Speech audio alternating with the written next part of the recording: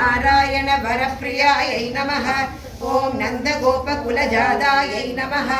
ॐ मङ्गल्यायै नमः ॐ कुलवर्तिन्यै नमः ॐ कंसविद्रावणकर्यै नमः ॐ असुरशयङ्कर्यै नमः ॐ शिलातडविनिक्षिप्तायै नमः ॐ आकाशकामिन्यै नमः ॐ वासुदेवभगिन्यै नमः ॐ दिव्यमाल्यविभूषितायै नमः ॐ दिव्याम्बरधरायै नमः ॐ कट्ककेटधारिण्यै नमः ॐ शिवायै नमः ॐ पापधारिण्यै नमः ॐ वरदायै नमः ॐ कृष्णायै नमः ॐ कुमार्यै नमः ॐ ब्रह्मचारिण्यै नमः ॐ बालार्कशत्रुसागरायै नमः ॐ पूर्णचन्द्रनिवारणायै नमः ॐ चतुर्भुजायै नमः ॐ चतुर्वक्त्रायै नमः ॐ दीनजोनिपयोदयाय